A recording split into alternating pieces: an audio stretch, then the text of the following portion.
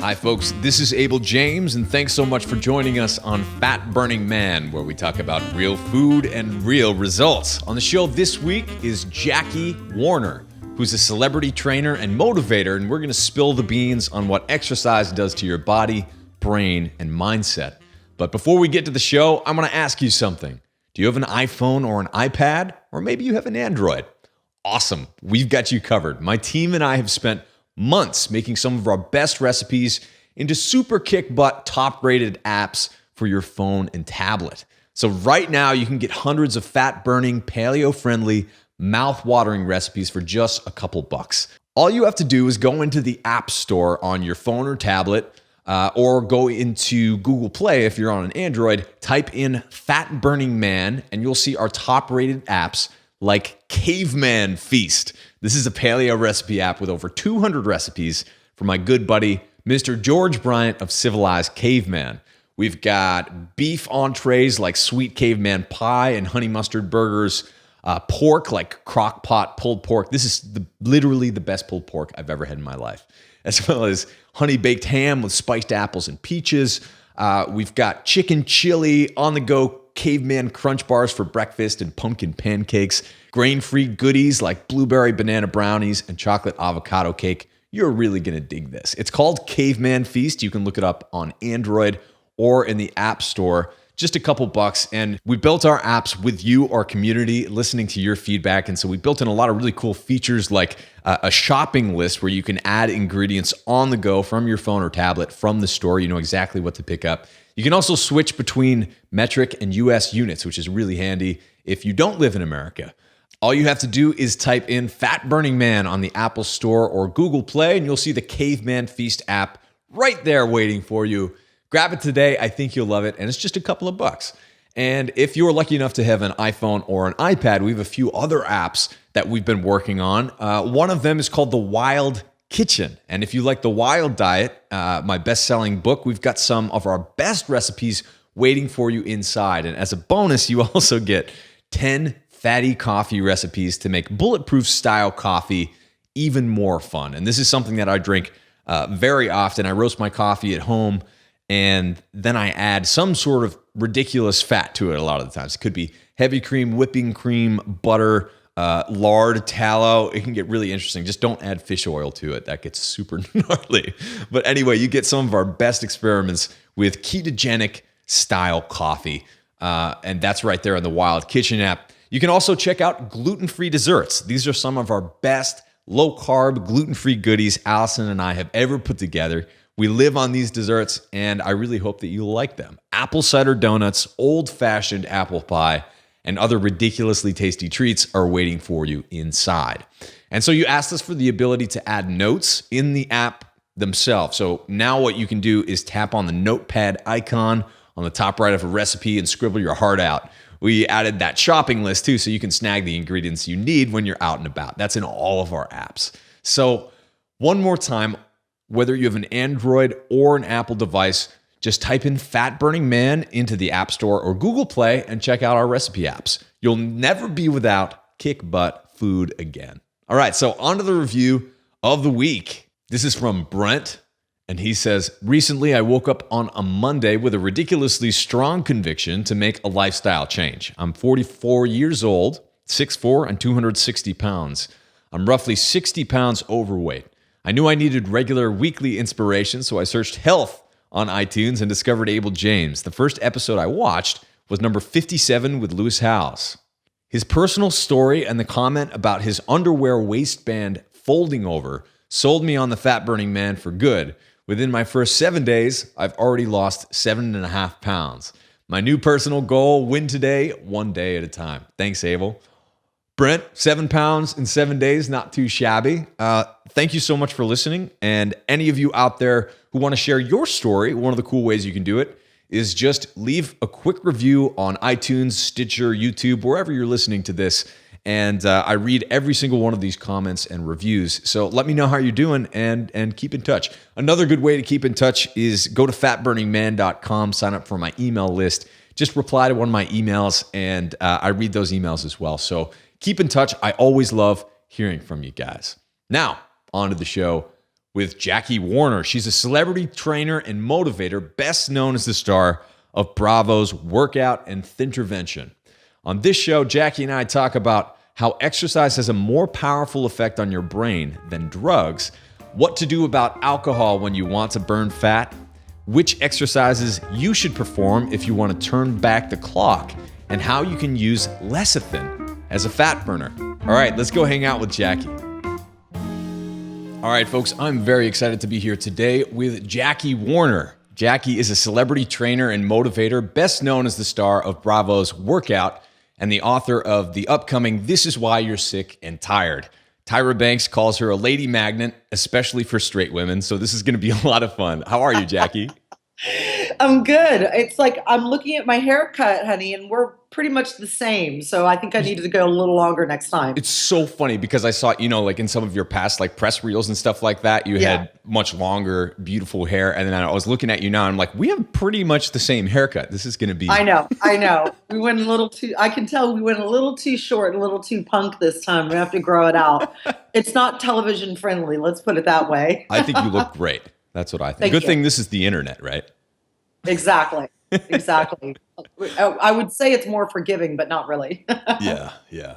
Well, so how's it going? What are you excited about right now? Let's give people a quick background on some of the stuff if they're not familiar with your past work. But I think it's really cool. Like I was telling you before this interview that I've been watching you on YouTube and some of the past press stuff and reading your stuff, and I think a lot of listeners will be familiar with the main message behind what you're saying, because there's so much misinformation out there. People are exercising the wrong way, they're eating the wrong way, and I think you're definitely on the right track. So let's talk about that. Give people a quick background. Who is Jackie Here's Warner? the crazy thing. I was talking to one of my trainer friends the other day. I still hang out with like a gaggle of trainers.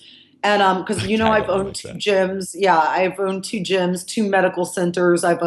People don't realize that because it wasn't featured on Workout, but I own two medical groups. So I have consistently worked with doctors since being certified, 15 years ago. And it's given me sort of privy and extra knowledge and understanding about physiology, anatomy, biology, that some other professionals in my arena don't have. And, I think I wrote this. I am excited about this book. This is Why You're Sick and Tired, because it's not in just the clear weight loss category. It's definitely an energy book. It's about having the life that you dreamed of. There's a lot of conversation about creativity in this book. It's a 3-step program, meaning it constantly is in flux and in changing.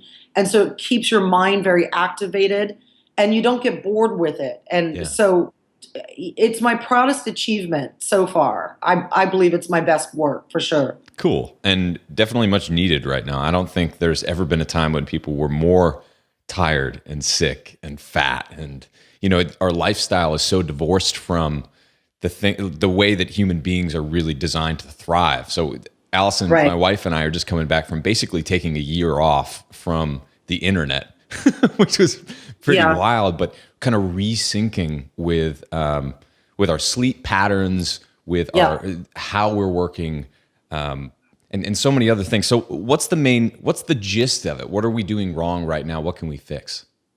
Well, I mean, I have to say, I cannot pound this into people's heads more, that a processed diet, so a diet full of chemicals, which is inevitable, it's difficult to get away from. You have to actively search out an unprocessed diet. You really do.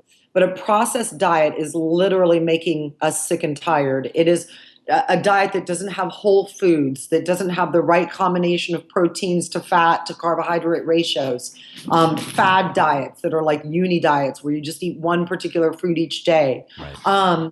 These things are making us really, really sick. And then, of course, energy drinks are a big, are very popular with people. But energy drinks and too much of a good thing, too much caffeine is wiping out our adrenals, which is actually giving the opposite effect and making us sluggish. I thought there was no crash. Yeah, exactly. We don't want to crash. And then the internet, I actually addressed the internet in there because we had some fascinating research. I got a full-time researcher on this. We really did some cutting edge research that our brains have not caught up with the internet society Right. and the technology society. And so it's causing a lot of undue anxiety. So, that constantly checking your Facebook and Twitter and social media and returning emails and everything, especially before bed, like an hour before bed, Right. you think it's calming you and you think it's actually giving you something positive. But in essence, our brains are having they're having a negative impact on our brains. Right. Now, I'm not saying stop it, because it's not really, in today's society, something that you can stop, but you have to counterbalance that with something very good. If you're doing something bad, you have to do something good, So what's good? So what's good is having like I told you, like I've got a detox diet in here. It goes in 3 phases. The first 7 days is complete vegan. So we are stripping it down and going to a vegan diet where it is extremely nutrient-dense foods, really detoxifying to build up your cells, to help your adrenals, and to relax and get your sleep cycles a little bit more activated. Then the second phase is a straight up 40-30-30 zone diet, where now we're incorporating some free range. Now I have to say, free range. If you can't afford organic, at least get your meats that are free range. And by the way, if you can't afford free range meat, then you better just eat a vegetarian diet. That's how strongly I feel about free range meat. So the next 7 days is incorporating a 40-30-30 diet, and the workout program changes in that 7 days as well and gets a little bit more intense. Your calories increase a little bit more. And then the third phase and the final phase is all about the miracle of muscle. It's really, really getting the most toned and muscular body you can for your type. Now, women need to not be afraid of muscle. Muscle de-ages you. It turns back the clock. It builds collagen, helps build collagen. It just keeps you youthful, really youthful. But I thought women would look like Arnold Schwarzenegger if they started to lift weights. Is that not true? That's not true.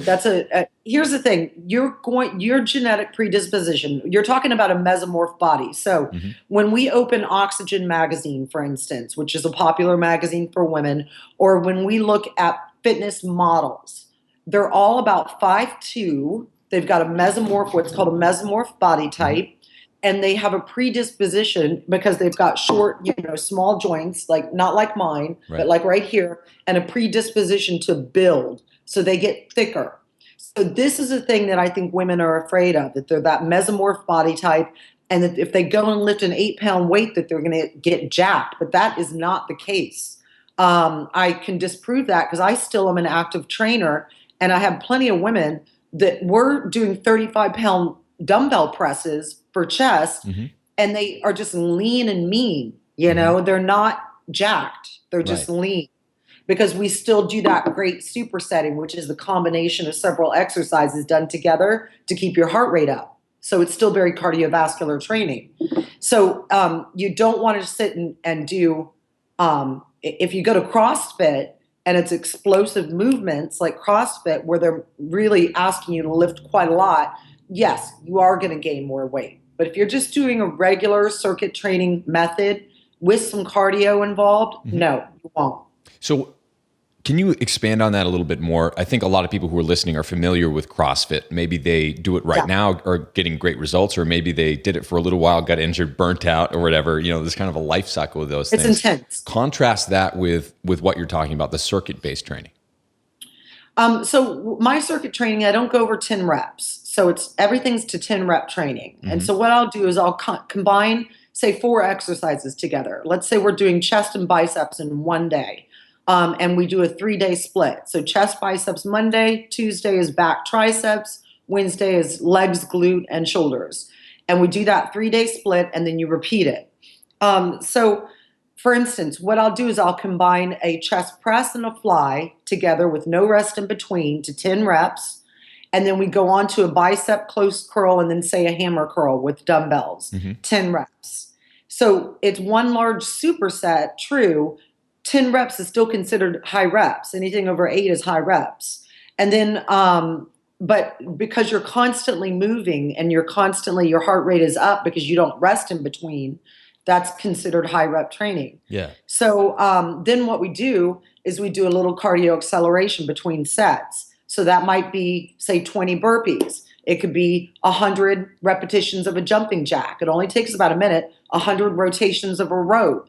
Knee ups for 100 times. So we do that cardio acceleration to further increase your heart rate. And then we just work that in between sets. Well, that's very leaning. I mean, I train super heavy, I lift, but I'm not a big muscular person. But you do have great arms. Thank you. Thank you. Well, trust me, the intensity of my workouts does pick up when I have to be in booty shorts and a sports bra. That's for sure, which is not right now. So how do you do all that, though, without burning yourself out? How do I do it personally, or how do clients do it? Why don't we start with clients, and then we can go for you? Because I think people, they always like to see what happens behind the veil, right? Because people don't always follow their own advice, Right. Clients are, I guess they are extremely, once you get the bug, once you catch the bug and you see, oh my gosh, I do not have to be saddled with the genetic body type that my mother, my grandmother, my father, my grandfather had. I don't have to be, I can change the actual proportion of my body. I can make my body any perfect proportion that I want it to be. And once they see that, and if I can get them a quick enough result, let's say 30 days, and they already see the proportion changing into more of a beautiful V taper where you've got nice, beautiful medial delts to nice back, slim waistline, then that's addictive. Right. That's addictive. And for me personally, I love lifting weights. I have always gravitated towards it. Since I started training myself at around 23, I saw how drastically my body type changed. Genetically, I have no shoulders, and I would say that I'm built like a pear-shaped body. Okay, so I'd say like 21, 22 years old, that was my body shape. Not the most attractive, in my opinion. So when I discovered bodybuilding, if you will, or if you want to call it that, it's more functional training. When I discovered functional training, I changed my body shape. So I had this beautiful kind of, like I said, V taper, waistline, and was toned. And that's just very addictive. I don't know, but that's very addictive because it's called perfect proportion. And we know, and I did the research in my book, that men and women are attracted to that particular proportion in each other. Right. Yeah. And it has very little to do with like what individual parts of your body look like. It's more like the gestalt, right? The whole, our brains are wired to kind of look at someone and perceive, are they healthy? Are they strong? So let's kind of switch gears a little bit. Let's talk about that. The strong is the new sexy thing, Right. Men and women, what they find attractive is changing. It's evolving. What's your take on all that? I think there's two schools of thought right now that are really conflicting. One is the new, the new dad bods. Have you heard about that? I've heard a little bit, yeah. But just for why don't you tell the listeners as well? This is like some silly article that was written, that I guess the media picked up on, where men who have kids, they put on weight, especially around the midsection. They gain weight, they get comfortable, so on and so forth. Also, testosterone levels go down when you have children in men, just naturally. And so now the dad bod is like considered sexy. I think as a society, we just want to accept everybody. We have a much more accepting society. But I guess Magic Mike, would be, that is obviously what women find the ultimate of attractability is a healthy, strong, ripped body in a man. Because movies and action stars have these types of men in them. So this is clearly what society wants. And in terms of women, I think strong is the new skinny. Is that like 8 years ago, 10 years ago, it was like skinny fat. I called it skinny fat, where you were just like skin and bones, and the thinner you were, the more attractive. And if your clothes Right. just hung on you like a hanger, you're more attractive. Well, women don't want that anymore. And I can tell you, because I go to Soul Cycle, I go to Barry's Boot Camp, which is popular classes out here that I enjoy going to. And the women, they are lifting and they are biking hard and they are increasing that intensity. They want muscles. They want like a nice shape to them. So I think that there's two schools of thought: accept your body, no matter what it is, and then the school of let's reach our personal ideal of perfection, you know? And I see those two kind of butting heads constantly in the media. Yeah. But I think that, you know, some kind of new crazes that are starting to happen is fighting things, anything that, fighters preparing for getting in the ring. A lot of movements like that, along with explosive movements like CrossFit. That hybrid is really starting to pick up in other countries around the world. And I think that that's kind of an exciting, new, intense type of workout as well.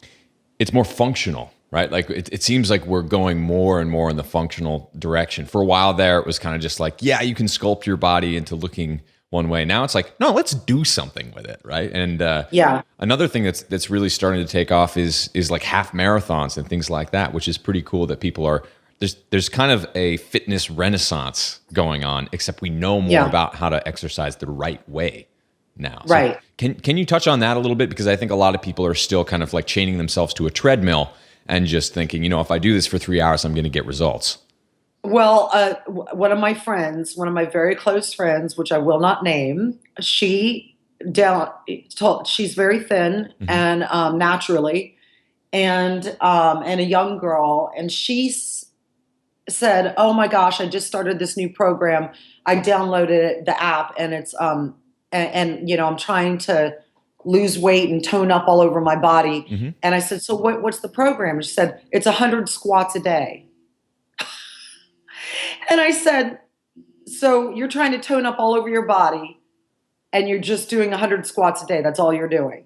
That's it." So do you see how actually you think people know more, but they don't know more? Right. Because functional training, and the best way of training is holistic training. So that is working the entire body, particularly the large muscle groups, in a holistic way each and every day, right? So squats are a good start.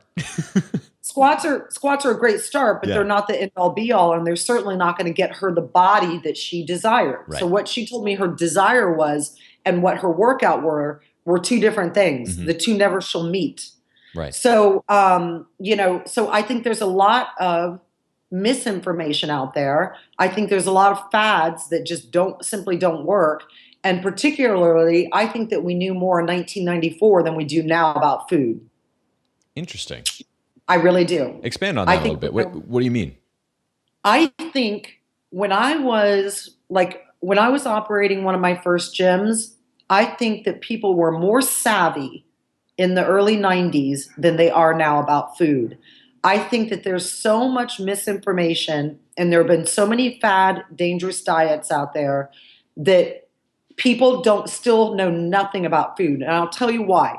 Why is it me and every single nutritionist that is of note, expert out there, every trainer that's got like New York Times bestsellers, like I do, we all say the same thing about processed foods, and still no one is buying hardly organic and unprocessed foods. They're still grabbing snacks on the way. They're still doing that.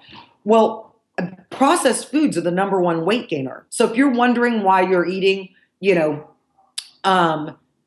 say 1,500 calories a day as a woman, and while you're going to a class, but you still have a belly, you still have flabby arms, you got to look at that processed foods. We know that it completely changes your hormonal structure. Yeah. So it actually increases fat storing hormones such as estrogen.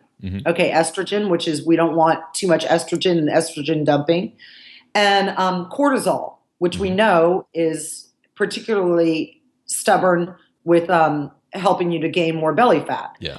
And it also blunts the 3 fat burning hormones, which is progesterone, human growth hormone, and testosterone. So you don't want to do things that blunt those hormones. Yeah. And a processed diet does that. And also just not getting, enough vegetables and fruit in your diet each day either. Right. Now, so what are some of the things, because this is always frustrating with me, people are just like, Abel, especially, I can't walk into a Whole Foods or like a health food store these days without someone being like, Abel, and chasing me down, being like, then usually what happens after that is some sort of like mini confessional, I cheated on this one thing, but I'm doing really well. I'm eating these healthy foods, X, Y, Z, and Y and Z are usually junk foods in disguise, and I'm just like, well, Right. About these ones. What are some of the top ones that you see people are just like, oh, I'm eating healthy, but they're not? Right. Just because something says gluten-free or all natural doesn't mean it's healthy. Yeah. Now, you have to understand that the food industry conspires to get you hooked on their particular product, and they also are in it to make a buck. Mm-hmm. They do not care about your health in general as an American. And that's not the case with other countries, by the way, that do have more stringent laws Right. in regards to their foods. Mm-hmm. But here in America, it is all about consumerism, hyper-consumerism. And so you have to be careful and really look at, first of all, just don't trust packaging and the food industry. Yeah. Simply say, okay, let's see. I know I have to eat 2 fruits today, so I've got to get my 2 fruits in.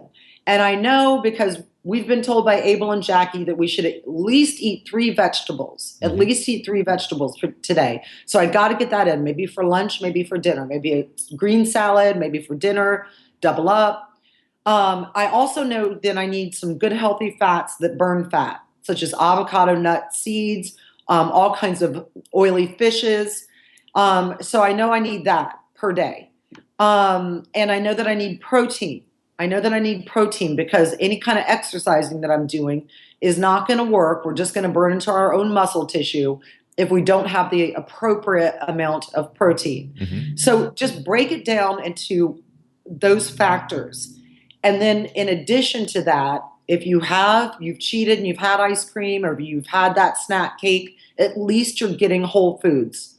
So I would rather you cheat and still then give yourself the vitamin of whole foods in addition to, rather than just cheat and say, all right, now I'm going to cut my calories for the rest of the day because now I've got to lose weight. Yeah. That's the worst thing you can do for your body. The worst. Right.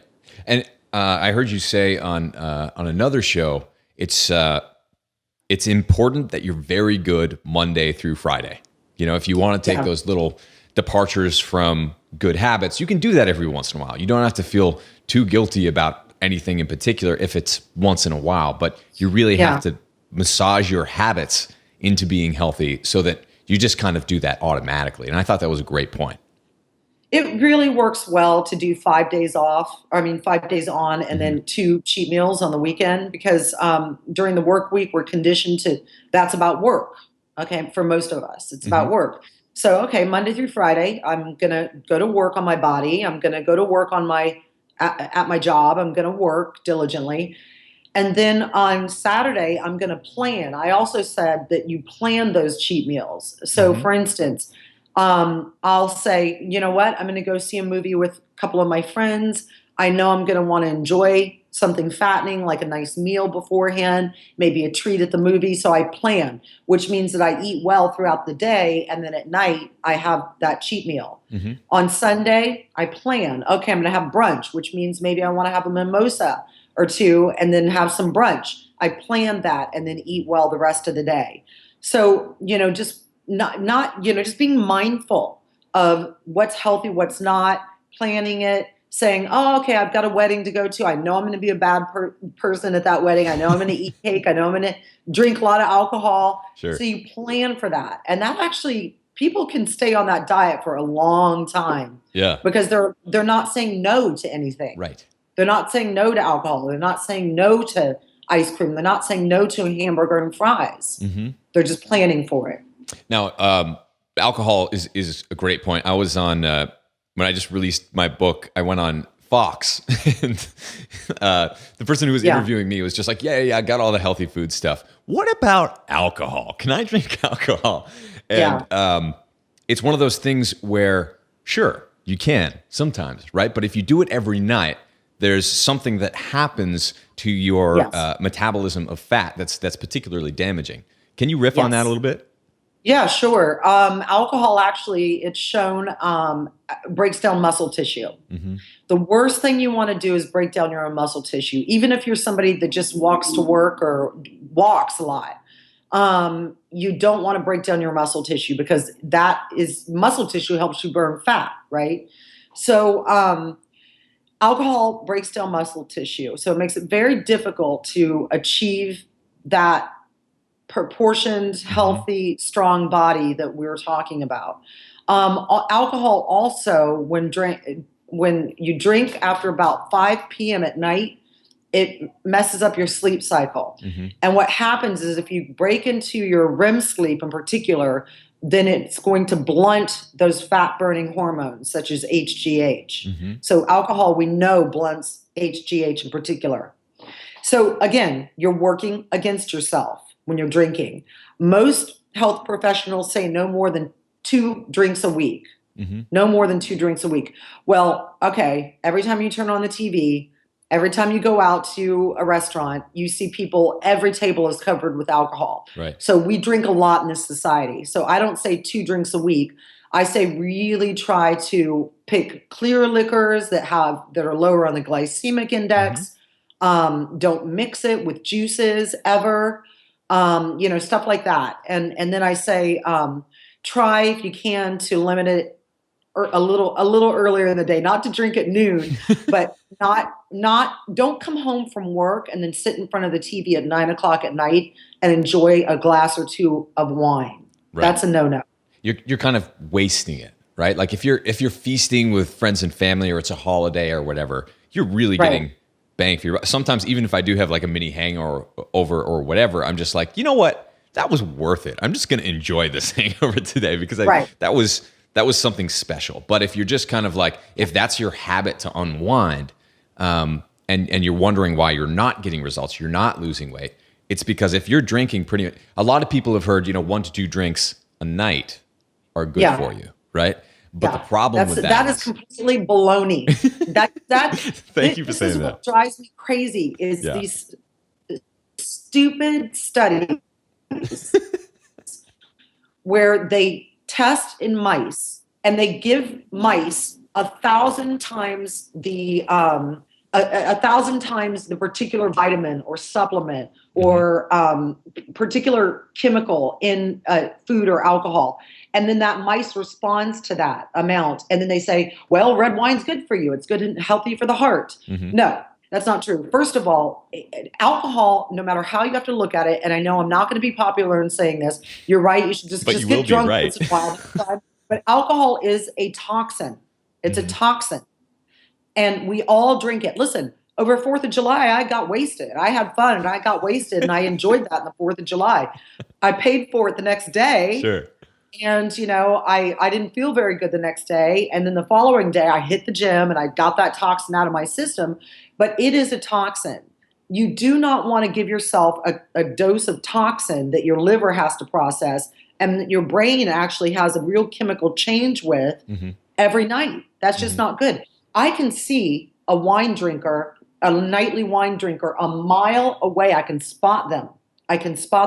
How? Anybody who walks in the gym, because I've got to tell you, their skin texture changes. I can tell their collagen changes in their face. Their face becomes blotchier and red. Okay, so the skin definitely changes. And they've got a softness around their arms and around their limbs. Mm-hmm. So I can tell someone that is going home and drinking 2 glasses of wine every night just by the look of them instantly. Yeah. Not a good idea. Interesting. What else can you tell? I'm curious.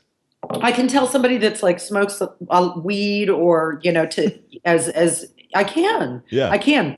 Because to me, it's all about skin texture, I'll be 47 in August, but my skin doesn't have hardly a wrinkle on it. And the reason is I don't smoke. I don't smoke weed. I limit my drinking, and I work out. And muscle is just a miracle for turning back the clock. It really does. Right. It just really de-ages you. I can't stress that enough. You can wipe 10 years off that clock. Mm-hmm. I know this. My mom's 64. and this year, and she started working out last year at the gym regularly, like 4 to 5 times a week, and she looks different. Yeah. Not only did she lose weight, but she looks much younger now. So it's never too late to start that process, you And know? I've seen it happen too, because, some people get into this lifestyle, including, the big bloggers and, people who write the books and are on the TV shows or whatever.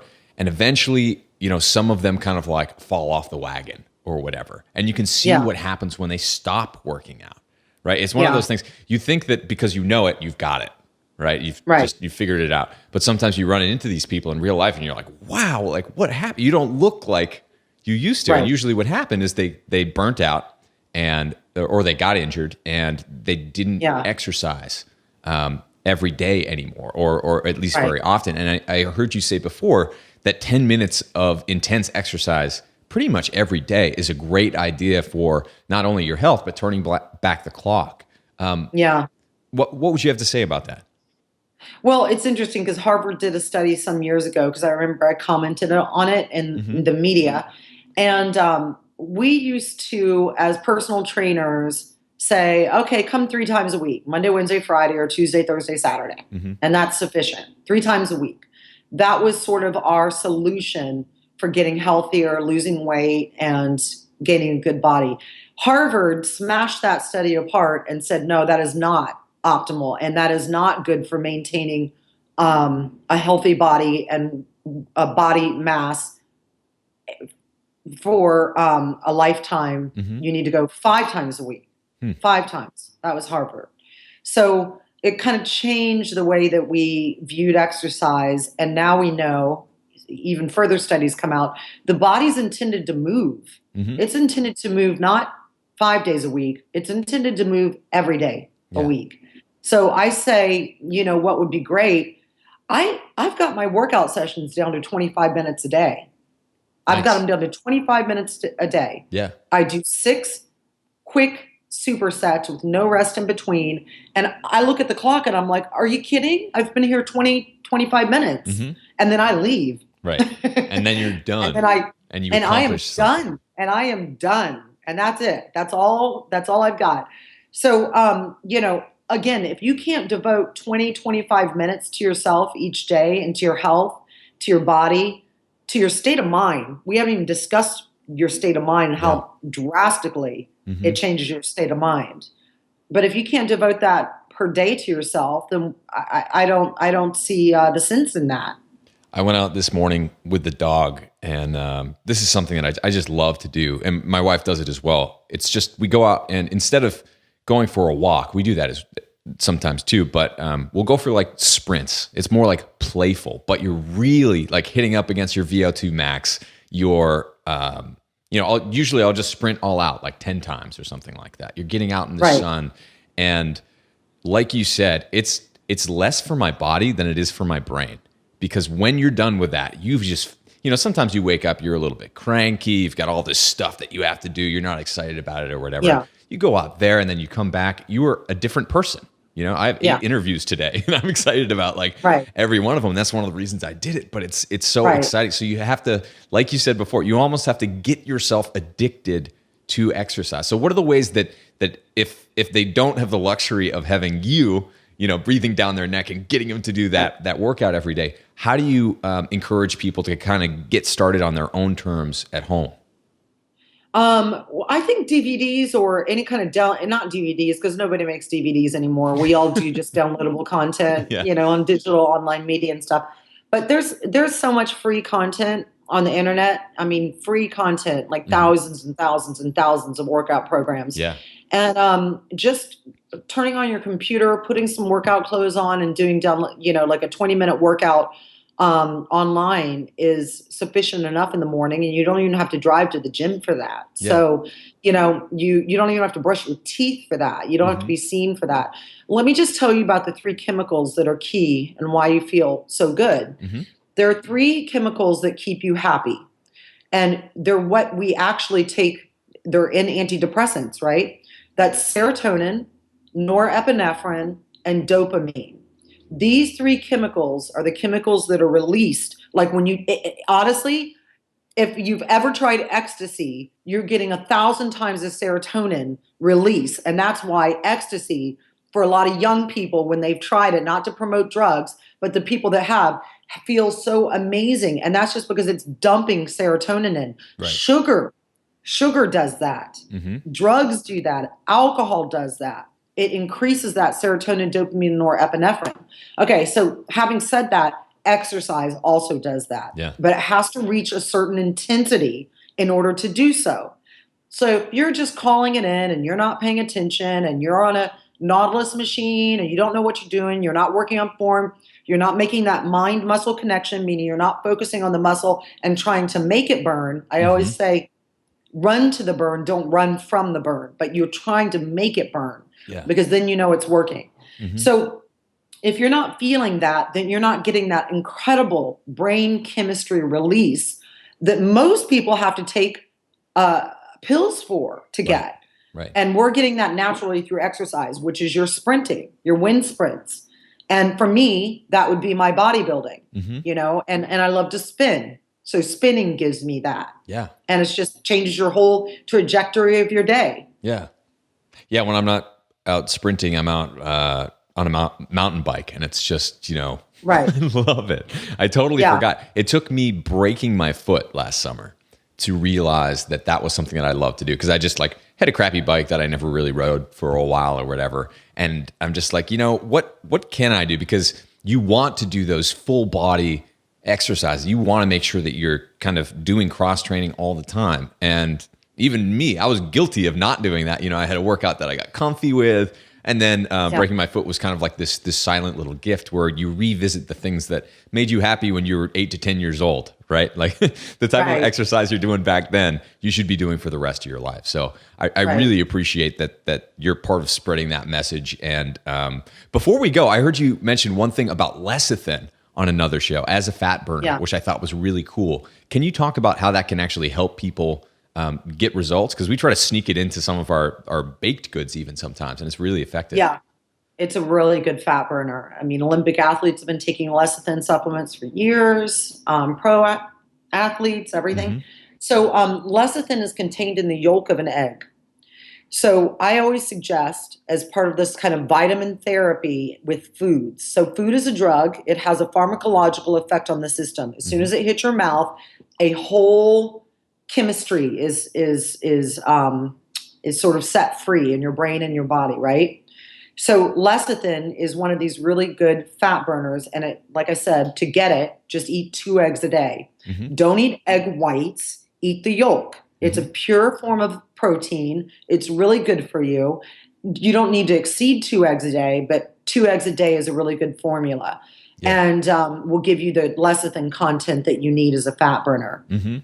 We've worked it in, like I said, we made, I think it was pumpkin bread the other night, and snuck in a lot of pumpkin, you know, like real food, no wheat or anything like that, and used as a lot of eggs as well, and then a lecithin blast of like sunflower lecithin to put it in there too, because it doesn't, you know, if you don't put gluten in there, it doesn't always hold together as well. But if you sneak some lecithin in, it really does. So it's cool to see that you can work supplements in as real food as well. But I was so happy to hear you say that, because most people don't talk about lecithin that much. You know, it's interesting because I always say try to eat 1 grapefruit a day. Try to eat a half avocado a day. Try to eat 2 eggs a day. Those are 3 big ones. Grapefruit contains naringin, which is sort of a little-known supplement that is really great fat burner. You can actually lose weight just by incorporating a grapefruit. And then, of course, you know, the eggs, as I told you. And what was the third thing I just mentioned?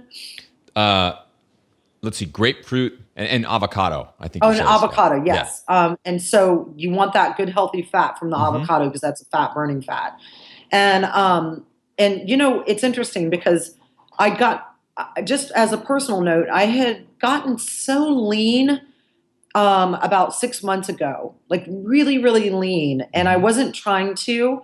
What I noticed is that I don't even eat sugar anymore. And I rarely drink because, you know, I just don't crave that sugar after so many years of having such a nutrient dense diet.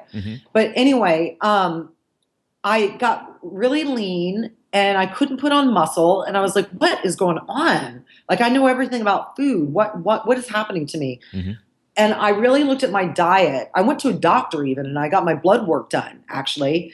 And she said, you're too low in fat. Like, you have no fat. You are so low in your fat. You're not getting your good fat. So I went quickly to Whole Foods Market and I bought like avocados. And I got like nut butter, like almond butter, raw. And I got some good health, and I forced myself to eat salmon. I don't even like salmon, but I forced myself. And I started, because what I noticed is I was getting depressed, and I didn't know why, because nothing in my life should be causing depression. So I was getting depressed, couldn't put on the muscle weight, went to the doctor. She did the blood work, not enough fat, started eating that fat. In 1 week, and turned that ship around. I started putting on muscle weight. And most importantly, my brain chemistry changed. I started feeling better just about myself and the world around me. So pretty much cured my depression with just a fattier diet. Awesome. So people have to understand that. I'm a big fan of fat, so I'm happy to hear you say that. Good. Glad. So we're just about out of time, but before we go, why don't we talk about where people can find you and your new book? Well, they can go to JackieWarner.com, of course, to kind of keep posted on what I'm doing, or Jackie Warner 10, which I believe is my Twitter and my Instagram and Facebook and all that. And then This Is Why You're Sick and Tired. You can buy that book anywhere, Barnes and Nobles, any retail outlet, on Amazon. You can download it. It's available everywhere now. Awesome. Well, Jackie, this has been a lot of fun, really interesting. I think we covered on a lot of things that I'm not used to covering, so this is awesome. So thank you so much for fighting the good fight. You're just fantastic as a personality and a strong woman energy. So thank you so much for taking the time to come on. Thanks, Abel. My pleasure. Bye-bye. Hey, this is Abel James from Fat Burning Man, and if you liked this video today, please take a quick second to subscribe to this YouTube channel. Now, I have a quick question for you. Do you want to learn how to get fit and lose fat by exercising less? Get the step-by-step strategies for how to do that right now for free. All you have to do is subscribe to this channel right now, then click the link below to fatburningman.com. Enter your best email to sign up for my newsletter, and I'll send you a quick start guide to burning fat right now and some ridiculously good recipes as a special thanks. Once again, just go to fatburningman.com right now and enter your best email to get your free fat burning download straight to your inbox. Talk to you soon.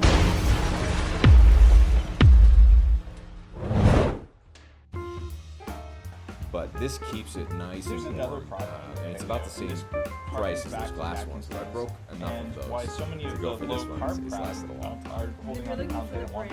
I felt this when I lost my first 50 pounds.